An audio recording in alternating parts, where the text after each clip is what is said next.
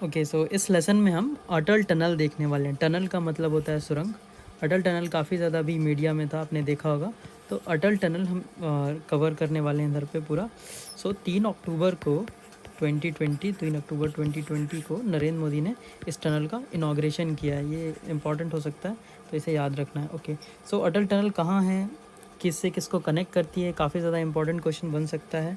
Then पहले क्या था, पहले का सिचुएशन क्या था, अटल टनल के बाद क्या सिचुएशन है, ये पूरा का पूरा सिचुएशन देखने वाले हैं यहाँ पर। ओके, सो टनल का बेसिकली मतलब क्या है, सुरंग। ठीक है, तो सुरंग क्या हो सकती है, ज़मीन के अंदर से कोई भी अगर रास्ता है वो सुरंग कहलाएगा, या तो पहाड़ों को काटते हुए पहाड़ों के अंदर से कुछ बनता है तो वो सुरंग कहलाएगा। ठीक है, ओके, सो सबसे पहले ये देख लेते हैं। ये है अपना लद्दाख, ये है अपना लेह, ये जम्मू कश्मीर, ये है पंजाब, और ये है हिमाचल प्रदेश। तो अटल टनल ये याद रखना कि पूरी की पूरी हिमाचल प्रदेश में। अगर अटल टनल आप जहाँ कहीं पढ़ा होगा आपने, तो लिखा होगा कि मनाली से लेह को कनेक्ट करता है।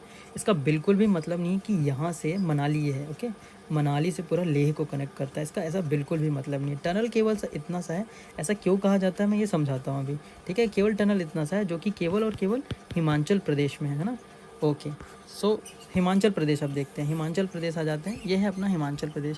ये कैसे डिवाइडेड है, कुल्लू में है और लाहौल स्पीति में। इसी रीजन पे अटल टनल है, इस रीजन पे, इसलिए हम इस रीजन को फोकस करते हैं। ओके, सो यहाँ पर ये जो रेंज है, ऐसे जो रेंज आती है, ये पीर पंजाल रेंज है। पीर पंजाल रेंज का मतलब पीर पंजाल श्रेणी है, मतलब ऐसे पहाड़ों का पूरा एक ऐसा सीरीज़ चलती है ना। तो उन पहाड़ों के बीच से जो दर्रे हैं, जो पहाड़ों के बीच से रास्ता है, वहाँ से केवल और केवल जाने का, सपोज़ मैं बोल रहा हूँ कि कुल्लू एक ऐसी जगह है जो पूरे चारों तरफ से घिरी हुई है ना, पहाड़ों से, और केवल एक रास्ता है, एक दर्रा है, तो केवल वहीं से बस जाने का रास्ता हो जाता है। इसलिए यहाँ पे टनल, दर्रे इतने ज़्यादा इंपॉर्टेंट हो जाते हैं, क्योंकि अगर ये नहीं होते तो पूरा का पूरा एक पूरा का पूरा रीजन हमेशा के लिए लॉक्ड रह जाता, वहाँ तक कोई पहुँच नहीं पाता। मांझीदा माउंटेन में आपने देखा होगा, मांझीदा माउंटेन में अगर, तो याद होगा कि वहाँ पे कैसी स्थिति थी, है ना। तो सेम वहाँ पे भी ऐसी है। तो ये हम रीज़न पढ़ने वाले हैं, याद रखना। कुल्लू के अंदर एक जगह है मनाली, सभी को पता होगा, टूरिस्ट प्लेस है, काफ़ी ज़्यादा टूरिस्ट जाते हैं ना। तो मनाली में है, तो यहाँ पर है मनाली, है ना। मैं एक बार दिखा देता हूँ अच्छे से। जब हम ब्यास रिवर पढ़ रहे थे तो हम ये देखे थे। तो सोलांग वैली के जस्ट नीचे पड़ता है मनाली। ये पूरा का पूरा मनाली के अंदर आता है। मनाली के अंदर क्या आता है, सोलांग वैली आता है, ब्यास कुंड आता है, सॉरी, पूरा का पूरा कुल्लू के अंदर आता है। कुल्लू के अंदर मनाली भी आता है, ब्यास कुंड भी आता है, सोलांग वैली भी आता है ना। अब इसको देखते हैं कैसे कैसे जमा हुआ है ना। ओके, सो यहाँ पर आ जाते हैं। तो ये कैसा है, सबसे पहले क्या है, ये जो पूरा रीज़न है ये मनाली का, ये पूरा का पूरा रीज़न कुल्लू का है। ठीक है, ये देख लो पहले, कि पूरा का पूरा ये रीज़न जो है वो कुल्लू का है, पूरा लॉक्ड है। देखो यहाँ से यहाँ पीर पंजाल रेंज से लॉक्ड है, और यहाँ भी पीछे पहाड़ों से लॉक्ड है। तो इसका मतलब कि अगर बाहर से ये पूरे के पूरे कोई दर्रे नहीं होंगे, कोई टनल नहीं होगा, तो हम बाहर जा नहीं पाएंगे। ऐसी सेम ये जो रीज़न है लाहौल, जो है ये लाहौल है ना, ये लाहौल जो रीज़न है ये भी ऐसा पूरा लॉक्ड है। अगर दर्रे नहीं होंगे तो हम बाहर जा नहीं पाएंगे। ओके, सो इसको देखते हैं, इसको मैंने अभी वहाँ पे समझाया था ना। तो ये है अपना ब्यास कुंड, यहाँ से निकलती है अपनी ब्यास रिवर। ये जो पूरा रीज़न है, वैली रीज़न मतलब पहाड़ों के बीच की जो घाटी रहती है ना, वो होती है वैली। तो ये जो वैली है वो लाहौल वैली है, देन मनाली आएगा, और पूरा का पूरा रीज़न है कुल्लू। और जस्ट पीर पंजाल के जस्ट ऊपर का पूरा रीज़न है लाहौल स्पीति। ये लाहौल है, ये स्पीति है। एक बार यहाँ पर भी दिखा देता हूँ। ये है लाहौल, ये है स्पीति। पहले ये दोनों अलग अलग डिस्ट्रिक्ट थे, ये लाहौल था, ये स्पीति था, अभी कंबाइंड है। लाहौल स्पीति पूरा एक है। अगर स्पेसिफिकली देखा जाए तो यहाँ पे अपना पड़ेगा मनाली, यहाँ पे अपना पड़ेगा लाहौल, और इन दोनों को कनेक्ट करेगी क्या, अटल टनल, ये दोनों को कनेक्ट करेगी। तो मनाली को कनेक्ट किससे करने वाली है, ये लाहौल से करने वाली है ना। ये रीजन पूरा का पूरा पहाड़ों से घिरा हुआ है। ओके, अब यहाँ पर देखते हैं। तो जब ये टनल नहीं थी, सपोज़ ये वाला पार्ट नहीं है, ठीक है, ये वाला पार्ट नहीं है, और हमको लाहौल जाना है, तो क्या करते थे कि हम ये वाला हाईवे लेकर चलते थे, लेह मनाली हाईवे। ठीक है, तो मनाली से कोई चल रहा है तो सबसे पहले पहुंचता था पलचम, पलचन से निकलते हुए ये जाता था ये वाला पूरा हाईवे। अब ये देखो कि कितना ज़्यादा ये डिफ़िकल्ट रास्ता है, कैसा है पूरा ना। ये रोहतांग पास है जहाँ से हम जा रहे हैं, ये रोहतांग पास से निकलते हुए यहाँ पे पहुँचता था ग्राम्फू से निकलता, अब ग्राम्फू पे ये कनेक्ट करता था ये मेन रोड को। और ये नीचे ये रोड के जस्ट साइड पे चल रही है अपनी चंबल रिवर चल रही है। चंबल रिवर को ऐसे करते करते लेह मनाली हाईवे। अब मैं यहाँ पर दिखा देता हूँ, ये चंबल, यहाँ पर सॉरी चंबल नहीं है, सॉरी चेनाब है, इसे याद रखना, ये चेनाब है, मैंने गलती से चंबल कह दिया। ये चेनाब को, इसके जस्ट बाजू से चेनाब जाते हुए जाते ओके, यहाँ पर देखते हैं, ये ऐसे जाते हुए चेनाब, इसके नीचे जाते हुए पूरा ऐसे लेह मनाली हाईवे ऐसे करते करते ये लेह पहुँच जाती थी, है ना। तो अगर बात करें किसकी, ये अपना रोहतांग पास या रोहतांग दर्रा या रोहतांग ला का मतलब पास या दर्रा, है ना, ये ला लिखा है, ला का मतलब पास या दर्रा होता है। ओके, सो अभी तक क्या था कि हम ऐसे जाते थे, पर ये रास्ता जो था ये पूरा का पूरा, पहली बात तो काफ़ी ज़्यादा सुगम रास्ता नहीं है ये, काफ़ी ज़्यादा आसान रास्ता नहीं है ये, ठीक है। और दूसरी, जब ठंड का टाइम आता था, विंटर जो टाइम आता था, यहाँ पूरे की पूरे जगह बर्फ़ जम जाती थी। क्या बोलते हैं, जो भी ट्रांसपोर्ट का यातायात का जो भी काम होता था, ये पूरा का पूरा बंद रहता था। तो ये पार्ट एक दूसरे से डिस्कनेक्ट हो जाते थे। और थोड़ा सा ऐसे देखें तो कुल्लू पूरा का पूरा लेह से डिस्कनेक्ट हो जाता था, क्योंकि यही तो रास्ता है जाने का, है ना, यही रास्ता है जाने का। तो ये पूरा, अब ये रास्ता बंद हो जाएगा सपोज़, तो हम लेह भी नहीं पहुंच पाएंगे, है ना। सो ये डिस्कनेक्ट हो जाता था। तो किया क्या गया कि यहाँ पर, है ना, पलचन से चलने के बाद भरवा पहुँचते हैं। तो भरवा से ये जो है, याद पहले ये देख लेते हैं कि अटल टनल कितनी है। यहाँ से यहाँ तक ये अटल टनल है, ओके, केवल इतनी है। तो अभी क्या हुआ, पलचन पहुँचने के बाद हम पहुँचे भरवा, भरवा से पहुँचे अटल टनल के पास, और अटल टनल से ये रास्ता हो गया छोटा। ये टनल जो है वो पहाड़ों के अंदर से, ठीक है, इसलिए सुरंग बोलते हैं, पहाड़ों के अंदर से हमें सीधे कहाँ पहुँचा देती है, ये वाला पूरा रास्ता हम बाईपास कर जाते हैं, मतलब ये पूरा का पूरा रास्ता बाईपास कर जाते हैं। और ये पूरा रास्ता कितने किलोमीटर था, 46 किलोमीटर था। और ये अपनी जो टनल का रास्ता है वो कितना है, ये है 9.02, इसको एग्जैक्ट याद रखना, ये आ सकता है ना, 9.02 किलोमीटर का है। ओके, सो ये समझ में आ गया कि अब हम यहाँ से जा सकते हैं, ठीक है। यहाँ से पहुँचने के बाद हम यहाँ से, पहले ये नहीं था तो ये डिस्कनेक्ट था, ये रास्ता तो पहले यहाँ जाने के लिए काम आता था, टूरिस्ट प्लेस है ना, तो यहाँ सब जाने के लिए। ओके, अब ये रास्ता यहाँ से पहुँच जाता है अटल टनल, और इसे रोहतांग टनल भी बोलते हैं। क्यों? क्योंकि रोहतांग पास का किसके पास ही बना है, रोहतांग, ये रोहतांग पास की बना, और बल्कि रोहतांग के कारण ही ये बना हुआ है ना, रोहतांग ला के कारण। तो ये रोहतांग टनल भी है, याद रखना, ठीक है। और अटल टनल अटल बिहारी वाजपेयी के नाम पर पड़ा है। तो अटल बिहारी वाजपेयी के बारे में आप बता सकते हैं कमेंट सेक्शन में कि कहाँ से बिलोंग करते थे, है ना। ओके, एमपीपीएससी के लिए इंपॉर्टेंट क्वेश्चन हो सकता है कि अटल बिहारी वाजपेयी कहाँ से बिलोंग करते थे। ओके, सो अब इस रीज़न को देखते हैं, कुल्लू का रीज़न है ना। कुल्लू के रीज़न में क्या है, कुल्लू के रीजन से यहाँ से ये है ब्यास कुंड, ये वह जो पूरी वैली पड़ती है ये है सोलांग वैली है। उसके बाद आता है मनाली आता है, और ये पूरा का पूरा कुल्लू है ना। अब इसको मैप में देख लेते हैं। ब्यास कुंड, यहाँ से निकलती है ब्यास रिवर, ये की पूरी जो वैली है, इस वैली को बोलते हैं क्या, इस पूरी वैली को बोलते हैं, इस घाटी को बोलते हैं सोलांग वैली बोलते हैं। और ये नीचे मनाली वाला एरिया है। ओके, सो अब अटल टनल क्या कर रही है, अटल टनल या रोहतांग पास दोनों एक ही काम करते हैं। ऐसा नहीं कि अटल टनल और रोहतांग, ये बस अटल टनल छोटा रास्ता कर रही है, कनेक्ट दोनों यही कर रहे हैं। मनाली को किससे कनेक्ट कर रहे हैं, लेह से। तो ये वाला जो पूरा एरिया है ये किससे, इस टनल के कारण किससे कनेक्ट होने जा रहा है, लाहौल से। तो सबसे पहले क्या हमने यहाँ पे जाना कि ये पूरा मनाली वाला जो एरिया है वो किससे कनेक्ट होगा, मनाली वाला जो एरिया है वो किससे कनेक्ट होगा, लाहौल से। तो ये एक इंपॉर्टेंट क्वेश्चन है, ये पूछा जा सकता है। देन और स्पेसिफिक देखते हैं, सोलांग वैली को किससे कनेक्ट करेगा, लाहौल वैली से। ये पूरा जो एरिया है वैली है, ठीक है। सोलांग वैली को किससे कनेक्ट करेगा, सोलांग वैली तो मनाली के अंदर ही है ना, तो सोलांग वैली को किससे कनेक्ट करेगा, ये करेगा सोलांग वैली कुल्लू के अंदर है ना, तो सोलांग वैली को कनेक्ट करेगा लाहौल वैली से। तो ये भी याद रखना है कि सोलांग वैली को किससे कनेक्ट करेगा, लाहौल वैली से कनेक्ट करेगा, ठीक है।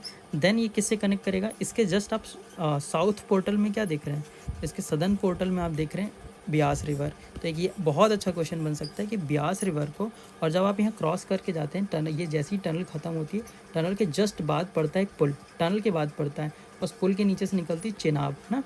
तो किसको किसको कनेक्ट करता है, ब्यास को चेनाब से कनेक्ट करता है। ये जो टनल है ब्यास को चेनाब से कनेक्ट करता है, ये भी याद रखना है ना। तो क्या क्या देख लिया, ब्यास को, रिवर में ब्यास को चेनाब से कनेक्ट करेगा, और वैली में सोलांग वैली को लाहौल वैली से कनेक्ट करेगा, मनाली को या कुल्लू को, पूरा का पूरा कुल्लू और ये मनाली को, है ना, क्योंकि मनाली से ही लोग तो यहाँ जाएंगे ना। हाँ, तो मनाली को किससे कनेक्ट करेगा, लाहौल से। अब यहाँ पे देख लेते हैं थोड़ा, है ना। तो मनाली को किससे कनेक्ट करेगा, लाहौल से, इस मैंने पहले समझाया था। ओके, अब यहाँ की अगर बात किया जाए तो एक बार ये देख लेते हैं। अब मनाली को किससे कनेक्ट कर रहा है, लद्दाख से। थोड़ा अजीब सा लगेगा कि ये तो टनल इतना सा है, हाँ, पर ये टनल नहीं होता, ये रोहतांग पास नहीं होता, रोहतांग ला नहीं होता। तो मनाली इससे कट ऑफ रहता है ना, कहाँ कनेक्ट हो पाता है इससे, है ना। इसलिए मनाली ये क्या कर रहा है, मनाली को भी किससे कनेक्ट कर रहा है, लेह से कनेक्ट कर रहा है। स्टेट की बात कर लें तो हिमाचल प्रदेश को किससे कनेक्ट कर रहा है, लद्दाख से, है ना। हिमाचल प्रदेश को किससे कनेक्ट कर रहा है, ये पूरे लद्दाख से कनेक्ट कर रहा है। कौन सा, ये, वरना क्यों, पहाड़ है ना, तो पहाड़ के आप पार जा ही नहीं सकते थे अगर ये टनल और ये दर्रे नहीं होते तो होपफुली ये पूरा का पूरा समझ में आ गया होगा कि किससे किसको कनेक्ट कर रहा है। मनाली से लाहौल को, सोलांग से लाहौल को, ठीक है, और क्या बोलते हैं, और रिवर में ब्यास से चेनाब को, ओके। और सेम रोहतांग ला भी यही करता है, सेम रोहतांग पास भी यही करता है। मैं अभी इसका, हाँ, सो अभी तक क्या होता था, अभी तक ये होता था कि पलचम पहुंचने के बाद हम ये रूट लेते थे जो कि बिल्कुल सुगम नहीं है और ठंडियों में बंद हो जाता है 6 महीने के लिए। ये कनेक्ट हमको करता था शिशु से। हाँ, ये भी याद रखना है, लाहौल में स्पेसिफिक कौन सी जगह को कनेक्ट करता है, शिशु को। और यहाँ की कौन सी स्पेसिफिक कौन सी जगह है, धुंडी, तो धुंडी को किससे कनेक्ट करता है ये टनल, शिशु को, ठीक है। अब ये वाला हमने बाईपास कर दिया, ये वाला पूरा रास्ता हमने बाईपास कर दिया, मतलब ये 46 किलोमीटर का हमें फ़ायदा हो गया। तो और ये कितने का है, 9 का है, तो 45 डिवाइडेड बाय 9 तो 5, तो अराउंड 20% आया। तो इसका मतलब 8, ये वाले रीज़न को बस देखा जाए तो 80% हमारा जो रास्ता है वो छोटा पड़ जाएगा, है ना, 80%, क्योंकि 45 पहले पड़ रहा था, अब 9 पड़ रहा है ना। तो ये आपको ही समझ में आ रहा होगा कि इसका कितना इंपॉर्टेंस है। और सबसे बड़ा इंपॉर्टेंस तो यही है कि ये जो रास्ता है पूरा ठंडियों में बंद रहता था। यहाँ पूरी जगह बर्फ़ जमी रहती थी, पूरे पीर पंजाल वाली जो रेंज है यहाँ पे बर्फ़ जमी रहती थी, तो हम जा ही नहीं सकते थे। इसका मतलब कि लाहौल, मनाली तो फिर भी थोड़ी फेमस जगह है, यहाँ ज़्यादा लोग रहते हैं, लेकिन लाहौल में बहुत कम लोग रहते हैं। तो लाहौल के लोग, ये अगर ये रास्ता बंद हो जाता था तो यहाँ कभी पहुँच ही नहीं पाते थे, 6 महीने के लिए पूरा कट ऑफ रहते थे इस रीज़न से, है ना। तो होपफुली समझ में आ गया। तो किसको किसको जोड़ता है, मनाली या कुल्लू मनाली को जोड़ता है लेह से, कौन सा, ये टनल, ओके। ये क्लियर हो गया होगा होपफुली। रेंजेस बता दी, कौन सी रेंजेस पे है ये, पीर पंजाल रेंज पे है, रेंज पूरा समझा दिया है, रेंज कैसे चलती है, रेंज ये ऐसे चलती है पीर पंजाल, है ना। होपफुली ये समझ में आ गया होगा। अब इसका थोड़ा 3D फिगर देख लेते हैं। ये हमारा था मनाली, ओके। मनाली से हम ऐसे गए, ये हमारा था रोहतांग पास था, रोहतांग ला था, और हम यहाँ पहुँचते थे। अभी क्या करेगा, ये डिस्टेंस हमको यहाँ तक बस जाना है, इसके बाद ये टनल बनी हुई है ना 9.02 किलोमीटर की। तो ये वाला रास्ता देखो, इतना बड़ा रास्ता इतने में कन्वर्ट हो गया, है ना। तो ये इतने में कन्वर्ट हो गया, ओके। तो ये भी याद रखना है। इसके साउथ पोर्टल और नॉर्थ पोर्टल में मैंने बता दिया, यहाँ पे शिशु नाम की जगह है, ये याद रखना है ना। और ये कौन सी, ये जगह अपनी लाहौल है, ठीक है, ये जगह अपनी लाहौल है। ये जगह जो है, ये वाली, ये मनाली है, एक सेकेंड, ये मनाली है, ओके। तो दोनों टनल पे मैंने बता दिया क्या क्या पॉइंट है। एक दोनों टनल पे है धुंडी है और दूसरे पे शिशु है, और ये, ठीक है, ओके। और ये जो वैली दिख रही है, ये आपको जो घाटी दिख रही है, सोलांग वैली, है ना, ब्यास रिवर यहाँ कहीं से निकलती है, ओके। अब ये देखते हैं कि इसमें क्वेश्चन क्या क्या बन सकते हैं। अब कुछ इंपॉर्टेंट फैक्ट देख लेते हैं इसके रिगार्डिंग, जो कि आ सकते हैं एग्ज़ाम पॉइंट ऑफ व्यू से। हालांकि मैं सारी चीज़ें बता दिया, इसके बाहर कुछ भी नहीं पढ़ना, इससे बाहर कुछ भी नहीं आएगा इसमें, है ना। सबसे ज़्यादा वही इंपॉर्टेंट था कि किसको किसको कनेक्ट करती है, यहाँ पे मैंने बता रखा है। यहाँ पर ये किसको किसको कनेक्ट करती है, मनाली को लेह से करती है, पहले बताया था, ये वाला रीज़न था मनाली, ये अपनी अटल टनल है, और यहाँ पर पड़ता है लेह, ठीक है, इसको कनेक्ट करती है। स्टेट्स की बात किया जाए तो हिमाचल प्रदेश को लद्दाख से कनेक्ट करती है, और वैलीज़ की बात किया जाए तो कुल्लू वैली को लाहौल स्पीति से कनेक्ट करती है। याद रखना कुल्लू वैली को, एक बार मैं ये बता देता हूँ कुल्लू वैली क्यों कर रहा है। ये जो ओवरऑल जो पूरी वैली है ये कुल्लू वैली है, और ये जो ओवरऑल है पूरी लाहौल स्पीति है ना, ये ओवरऑल। और इसके अंदर सोलांग वैली है ना, तो सोलांग वैली को भी लाहौल से कनेक्ट करता है। पूरा ओवरऑल देखा जाए तो कुल्लू वैली को भी लाहौल स्पीति से कनेक्ट करता है ना। तो ये समझ में आ गया होगा, ओके, ठीक है। और हिमाचल, ये बता दिया किसको किसको कनेक्ट करता है, ये सारी चीज़ें बता दिया। अब देखते हैं कुछ और फैक्ट्स देख लेते हैं। तो ये रोड बनना स्टार्ट कब हुआ था, 2010 में स्टार्ट हुआ था, सोनिया गांधी के टाइम पे। कंप्लीट कब हुआ, मोदी जी के टाइम पे कंप्लीट हुआ है, 3 अक्टूबर 2020 को इसका इनाग्रेशन हुआ है।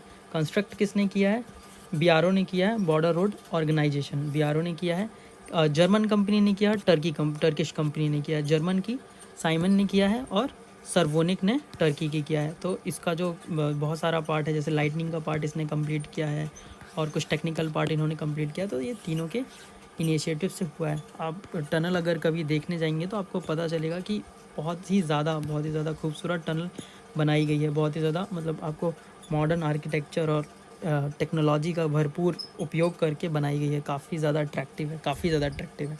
ओके, सो ये देख लेते हैं। ये काफ़ी ज़्यादा न्यूज़ में सुना होगा कि वर्ल्ड लॉन्गेस्ट हाईवेस्ट टनल। तो अगर आपको एग्ज़ाम में आता है कि वर्ल्ड लॉन्गेस्ट टनल है क्या ये, तो नहीं है, है ना। एग्ज़ाम में स्पेसिफिकली ये लिखा रहना चाहिए, world longest tunnel above 1000 feet. याद रखना, अबव 1000 फीट में ये वर्ल्ड की लॉन्गेस्ट टनल है। अबव 1000 फीट मतलब कि समुद्र तल से इतने फीट ऊंचे पर वर्ल्ड की लॉन्गेस्ट टनल है, ना कि वर्ल्ड की लॉन्गेस्ट टनल। वर्ल्ड की लॉन्गेस्ट टनल की बात किया जाए तो नॉर्वे की है, ठीक है।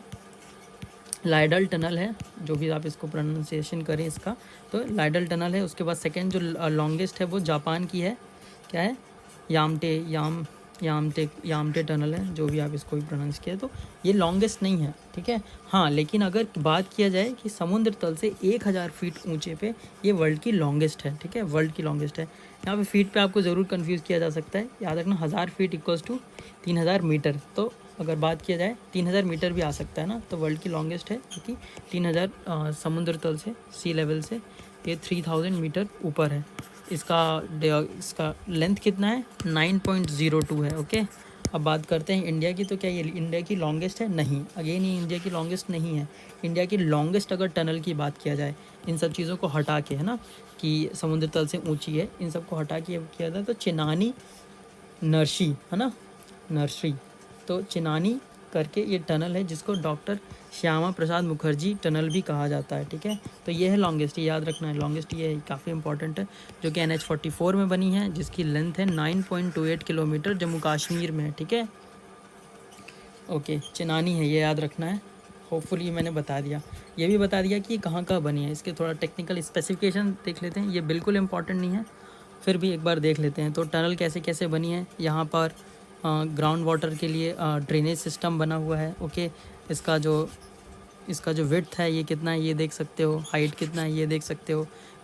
टेलीफोनिक कन्वर्सेशन की फैसिलिटी है, एवरी 200 मीटर पे CCTV कैमरास लगे हैं, और फायर हाइड्रेंट लगा हुआ है, ये सब देख सकते हो। कितनी सारी ट्रैफिक लेन लगा हुआ है, ये सब काफ़ी ज़्यादा हाईटेक है, काफ़ी ज़्यादा हाईटेक है। इसीलिए तो तीन लोगों ने मिलके बनाया, 3 कंपनीज़ ने, जर्मन कंपनी भी लगी, टर्किश भी लगी है ना, इसलिए ये काफ़ी ज़्यादा है। ओके, सो यहाँ पे ये ख़त्म होता है। ओके, अब ये जो पार्ट है सिग्निफिकेंस, ये पार्ट मैंने लिया है दृष्टि IAS से, तो आप डायरेक्ट वहाँ जाकर पढ़ सकते हैं। इसमें कुछ नहीं है, इसमें ये केवल इसके सिग्निफिकेंस है। कभी मेंस में क्वेश्चन आता है तो उसके लिए काम आ जाएगा। सिग्निफिकेंस क्या है? सिग्निफिकेंस तो वैसे मैंने बता दिया, स्ट्रेटेजिक सिग्निफिकेंस है। क्यों? क्योंकि लद्दाख से मैं आपको स्ट्रेटेजिक सिग्निफिकेंस बताता हूँ क्यों काफ़ी ज़्यादा इंपॉर्टेंट है। ये रास्ता तो ठंडी में बंद हुआ, ठंडी विंटर टाइम पे बंद हो जाता था ना। अब यहाँ पर कार्गोज़ को जाना है, ठीक है, मिलिट्री के कार्गोज़ को यहाँ पर जाना है, और ये रोड अगर बंद है तो फिर तो बहुत मुश्किल है ना यहाँ तक पहुँचने के लिए। तो अब ये टनल क्या है, पूरा, या क्या बोलते हैं, पूरा साल भर चालू रहेगा, तो कितना ज़्यादा ईजी हो जाएगा ना यहाँ पर कोई भी कार्गो को पहुँचाना। इसलिए स्ट्रेटेजिकली काफ़ी ज़्यादा ये इंपॉर्टेंट है। ओके, देन ये ख़त्म, स्ट्रेटेजिकली बता दिया क्यों इंपॉर्टेंट है। ओके, फार्मर के लिए बून है। क्यों? क्योंकि जो क्रॉप होती हैं उनको मार्केट तक लाने में 12 महीने रहेगा ना, तो मार्केट तक लाने में काफ़ी ज़्यादा फ़ायदा रहेगा। क्या बोलते हैं, जो पहले जो रास्ता था ऐसा था ना, यहाँ पे काफ़ी लंबी लाइन लगा के ट्रकों में माल जो था वो सड़ जाया करता था, तो उसके लिए ठीक रहेगा। और क्या बोलते हैं, टूरिज़्म को बूस्ट मिलेगा, ठीक है, टूरिज़्म को बूस्ट मिलेगा तो क्या बोलते हैं, लोगों की लाइवलीहुड इंक्रीज़ होगी। और ये लद्दाख के लोगों के लिए भी सही हो जाएगा कि लद्दाख के लोग मनाली तक काफ़ी अच्छे से पहुंच सकते हैं। ऑल ईयर कनेक्टिविटी, ये तो मैंने बता दिया। अभी तक क्या था, रोहतांग पास में प्रॉब्लम ये होती थी कि बर्फ़ जम जाती थी, यहाँ पर बर्फ़ जम जाती थी। तो ये वाला रास्ता अब क्या है, ये अटल टनल है हमारी, है ना, तो ये अब पूरा ऑल ईयर कनेक्टिविटी बना कर रखेगी, बर्फ़ के कारण ये रास्ता बंद नहीं होगा। तो आपको ये भी पता चल जाएगा, पर पता चल गया होगा। बेसिक फैसिलिटीज़ देख लेते हैं फूड सप्लाई के लिए, ठीक है, जो मनाली तक जाते थे, ठीक है। The residents of Ladakh who had to face immense hardship to avail the even basic facility like health care, तो हेल्थ केयर में फ़ायदा होना, फूड फैसिलिटीज़ में, फूड सप्लाईज़ में फ़ायदा होना है, ठीक है। तो ये सारी चीज़ें, पेट्रोल, वेजिटेबल्स की सप्लाईज़ में फ़ायदा होना है। क्यों? वही है, 6 मंथ के लिए बंद हो जाता था ना, तो काफ़ी ज़्यादा ये सारी चीज़ें बंद रहती थी, तो बहुत नुकसान हुआ करता था। तो ये हो गया कंप्लीट। होपफुली अटल टनल आपको समझ में आ गया होगा।